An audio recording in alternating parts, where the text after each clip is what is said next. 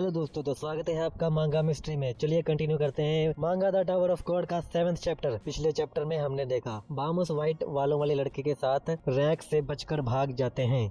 अब आगे तो हम देखते हैं छिपकली और एक लड़का आपस में टकराते हैं और लड़के के पास भी तलवार होती है और जब वो लड़ने ही लगते हैं इतने में ही एक और लड़का आता है पर वो दोनों उसे इग्नोर कर देते हैं। फिर वो लड़का बोलता है, वाह यार कितने स्ट्रॉन्ग है, तो क्या मैं तुम्हारा मुकाबला करने के लायक नहीं हूँ। और दूसरी साइड क्रोकोडाइल बाम और व्हाइट वालों वाले लड़के को आवाज लगाकर ढूंढ रहा होता है, कायर कछुओ छुपना बंद करो चूतियो और बाहर आकर मेरा सामना करो। और वो दोनों एक पत्थर के पीछे रुक जाते हैं और व्हाइट वालों वाला लड़का कहता है, वाह ये चूतिया तो पागल हो गया है, हम यहीं छुप जाते हैं जब तक टेस्ट खत्म नहीं हो जाता। बाम, हाँ ठीक है। फिर लड़का पूछता है बाम से, क्रोकोडाइल तुम्हारे पीछे क्यों पड़ा है, तुमने कुछ किया है क्या उसको। फिर बाम, नहीं उसे बस इस चीज से लड़ना है। व्हाइट वाला लड़का कहता है, क्या इस निडल से, और ये कहते ही उसका ध्यान निडल की तरफ जाता है और बोलता है ब्लैक मार्च। फिर बाम ये सुनकर कहता है, ओह तो तुम्हें पता है ये क्या है, लगता है ये बहुत फेमस है। फिर व्हाइट वाला लड़का गुस्से में बाम का हाथ पकड़ के पूछता है, ओए तुम्हारे पास ये कैसे आई। फिर बाम बोलने ही लगता है कि इतने में व्हाइट वाला लड़का कहता है, ये हथियार जहाद का पर्सनल खजाना है जो कि टावर के किंग द्वारा उसकी चुनी हुई बेटी को दिया जाता है, और एक आम रेगुलर के पास ये हथियार कैसे आया, और तुम तो वैसे भी एक आम लड़के हो, कौन हो तुम। फिर बाम बोलता है, उफ मैं बस एक ऑर्डिनरी रेगुलर हूँ। इतने में वो लड़का बाम को छोड़ देता है और कहता है, तुम कितने कंजूस हो, मैंने तुम्हारी जान बचाई और बदले में मुझे कुछ भी नहीं मिला। फिर लड़का मन में सोचने लगता है, ये बहुत अजीब है,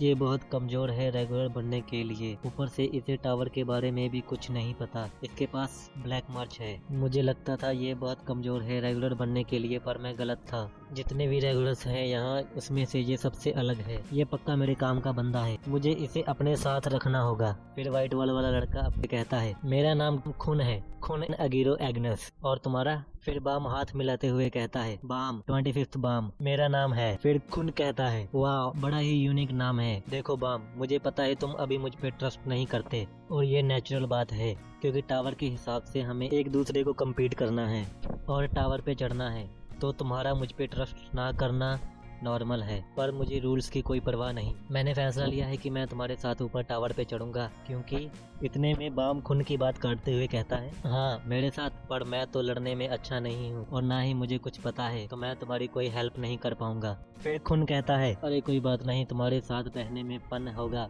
और टावर पे चढ़ने का मजा आएगा। फिर बाम और खून दोनों रैक की तरफ देखकर बोलते हैं, फन को देखो तो ये बेस्ट है।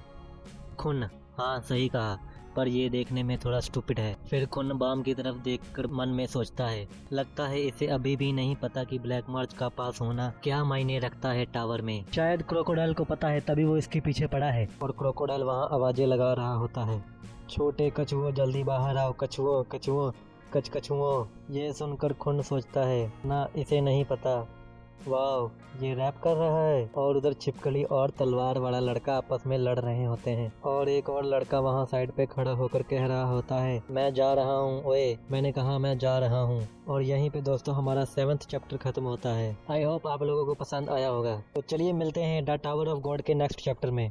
थैंक यू सो मच दोस्तों।